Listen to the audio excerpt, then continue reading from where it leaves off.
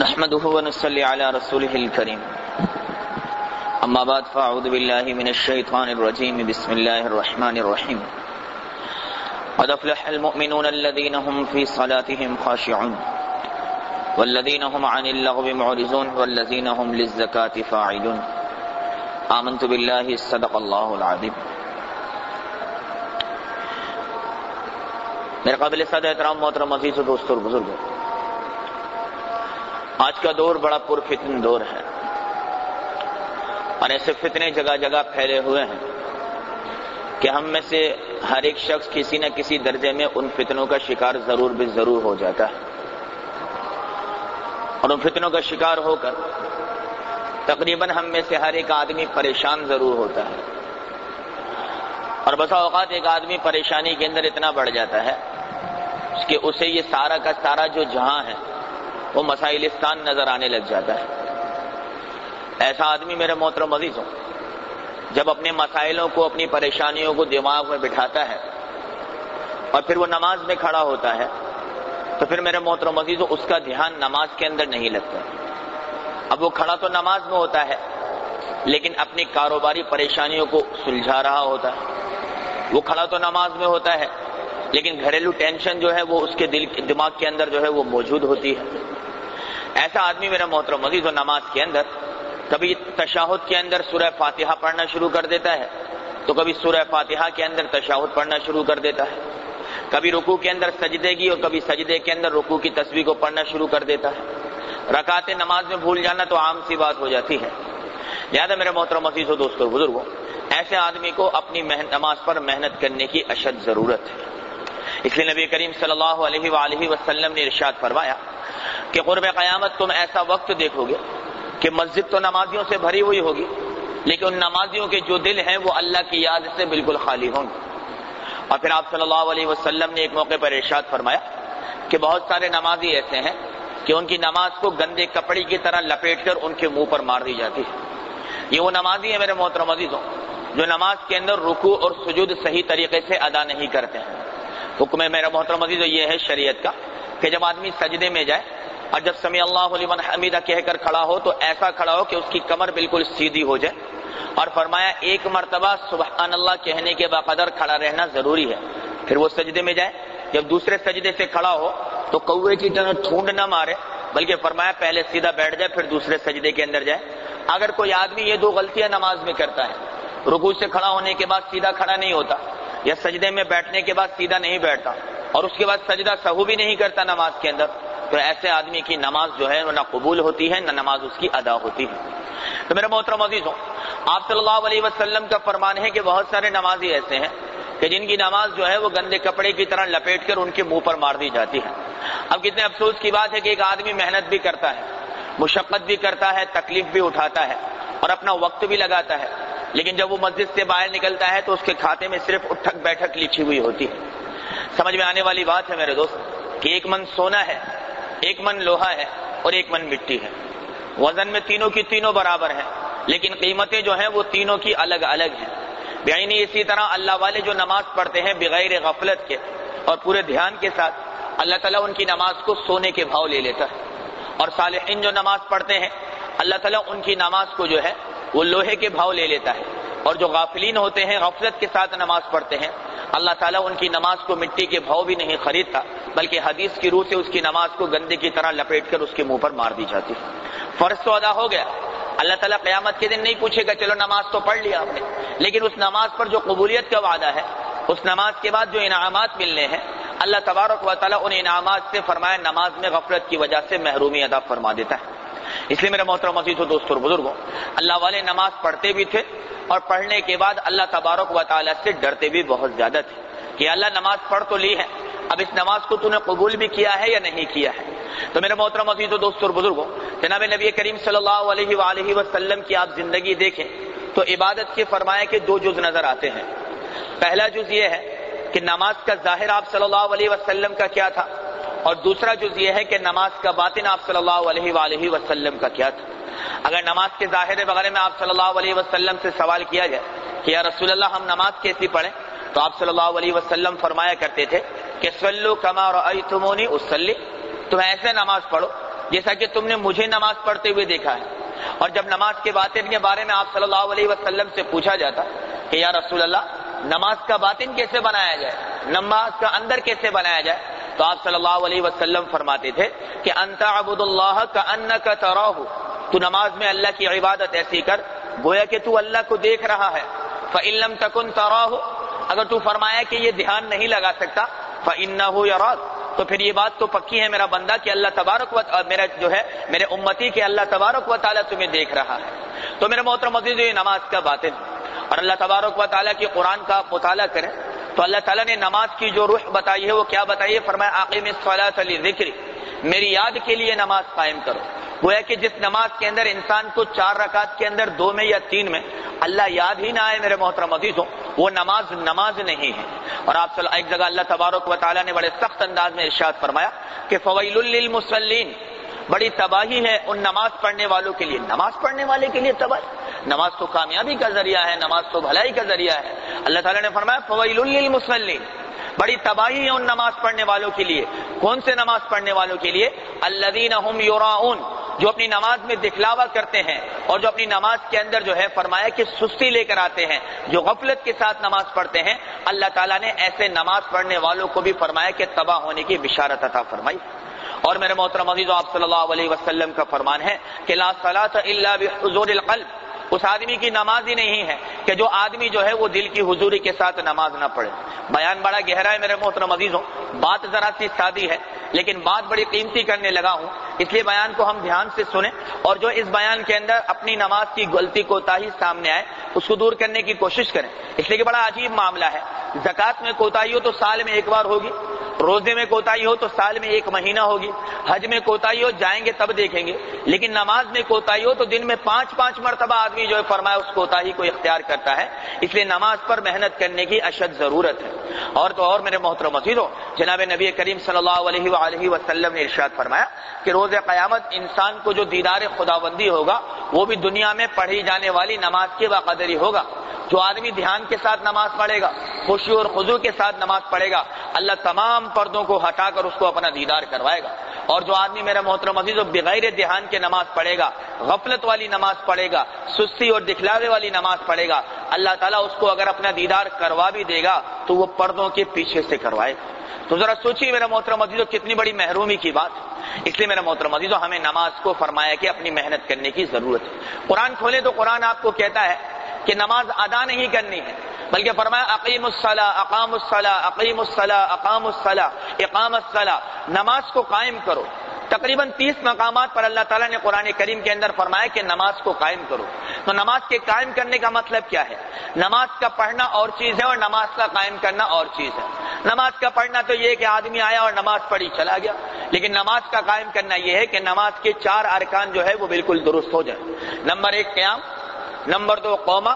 Number 3 جلسہ، اور number 1 فرمایا کہ رکوع، نمبر 2 فرمایا کہ سجدہ، نمبر 3 قوما، اور نمبر 4 جلسہ۔ یہ 4 کی 4 چیزیں جو ہیں وہ نماز کے اندر درست ہو جائیں، یہ نماز کی روح کے لیے اشد جو ہے وہ ضروری ہے۔ لہذا میرا محترم عزیزو، ان 4 چیزوں پر نماز کے اندر محنت کرنا ضروری ہے، اور ان 4 چیزوں پر جو بھی آدمی محنت کرے گا تو اللہ تبارک و تعالیٰ اس کی نماز کو بنائے گا، اور اس کے بعد وہ نماز جو ہے کما حقہ ثواب دلوانے والی بن جائے گی۔ لہذا میرے محترم عزیزو، اپنی نماز پر محنت کیجیے اور اپنی نمازوں کو بنانے کی کوشش کیجیے۔ بزرگ بڑی عجیب بات ارشاد فرماتے ہیں، آنے دو اللہ والا آدمی ہے، جگہ دے دو، آجا میرا آجا۔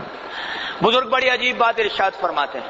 فرماتے ہیں کہ ایک آدمی نماز پڑھتا ہے اور نماز کے پڑھتے ہی فرمایا کہ اس کا دھیان جو ہے وہ نماز کے اندر لگ جاتا ہے۔ ابھی نماز میں اللہ اکبر کیا اور اللہ کی ذات سے تعلق جڑ گیا۔ لیکن ایک آدمی وہ ہے میرے محترم عزیزوں کہ جو نماز پڑھتا ہے لیکن نماز میں اس کا دل نہیں لگتا، وہ پھر کوشش کرتا ہے اللہ کی طرف دل کو لے جانے کی، پھر دل ٹوٹ جاتا ہے، وہ پھر اللہ کی طرف کوشش کرتا ہے، پھر اس کا دھیان نماز سے ہٹ جاتا ہے۔ اسی کشمکش میں 2 4 6 8 رکعتیں اس کی نماز کی نکل جاتی ہیں۔ اللہ والے فرماتے ہیں کہ یہ جو دوسرا آدمی ہے جو اپنی نماز کے ساتھ اپنی نماز پر محنت کر رہا ہے، اللہ تعالیٰ اس کو پہلے سے زیادہ اجر و ثواب عطا فرماتے ہیں۔ حدیث کی روح سے یہ بات ملتی ہے، ایک آدمی وہ ہے جو روانی سے قرآن پڑھتا ہے، الحمدللہ رب العالمین الرحمن الرحیم مالک یوم الدین ایاک نعبد و ایاک نستعین، روانی سے چل رہا ہے۔ ایک آدمی وہ ہے جو اٹک اٹک کے قرآن پڑھتا ہے۔ میرے محبوب صلی اللہ علیہ وسلم کا فرمان ہے کہ جو آدمی اٹک اٹک کے قرآن پڑھتا ہے اسے روانی سے قرآن پڑھنے والے سے زیادہ ثواب ملتا ہے، کیونکہ ایک تو وہ قرآن پڑھ رہا دوسرا قرآن کے پڑھنے کے اندر مشقت بھی اٹھا رہا.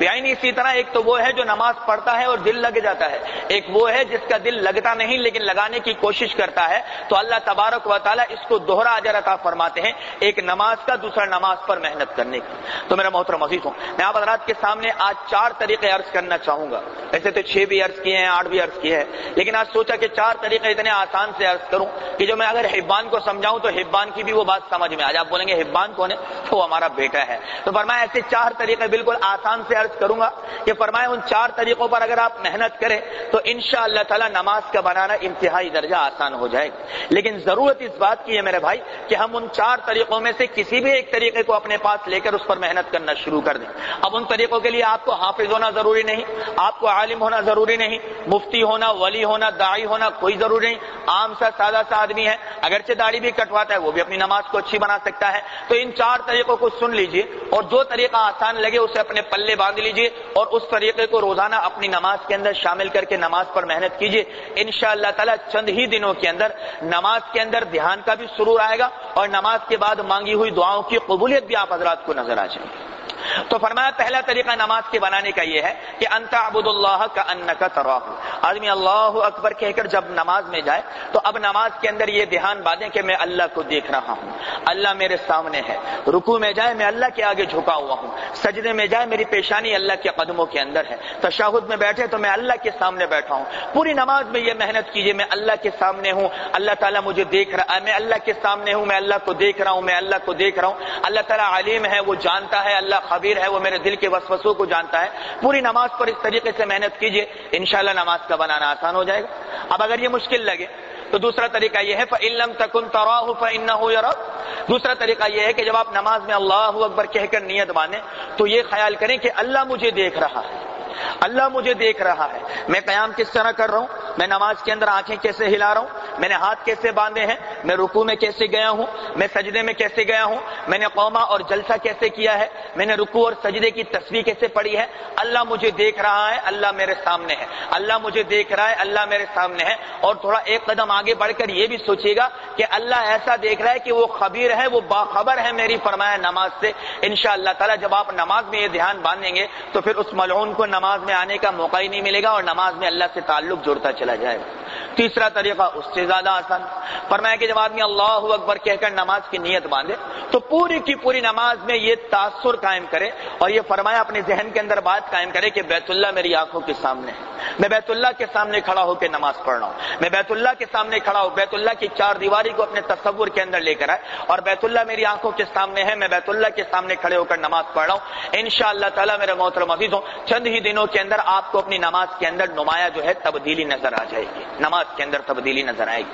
اور میرے محترم عزیزوں چوتھا طریقہ یہ ہے کہ آدمی جو ہے فرمایا جب نماز پڑھے تو نماز کے چند ارکان ہیں, انہی کے اندر غفلت نظر آتی ہے, پوری نماز میں غفلت نہیں ہوتی. ایک تو آدمی قیام میں کھڑا ہوتا ہے تو آپ نے دیکھا ہوگا ماشاءاللہ شیشے میں کھڑا ہوگا تو اس کو وہ گھڑی کا ٹائم دیکھنے میں بھی پریشانی نہیں, اس کا بھی ٹائم دیکھنے میں پریشانی نہیں, سامنے والی کا بھی ٹائم فرسٹ کلاس دیکھے گا, چاروں طرف ماشاءاللہ مسجد کی زیارت کرتا چلا جائے گا. اب فرمایا ایک تو قیام کا بنانا ہے, تو فرمایا علماء کرام نے کہ آپ جب نماز میں قیام میں کھڑے ہیں تو اپنی نظر وہاں رکھیں جہاں سجدے میں آپ کی پیشانی جاتی ہے. بڑا عجیب معاملہ ہے میرے دوست کہ جب اس تجربے کو اپنی زندگی کے اندر لے کر آئے تو اللہ تبارک و تعالیٰ نے ایسی تاثیر رکھی, جب ہم نے نظر وہاں رکھی جہاں سجدے میں پیشانی جائے گی تو پھر نماز سے باہر دھیان ہی نہیں جا رہا. جب رکوع کے اندر چلے گئے ہیں, اب رکوع کے اندر بسا اوقات آدمی کا دھیان نہیں لگتا, تو فرمایا جو پیروں کے دونوں انگوٹھے ہیں نا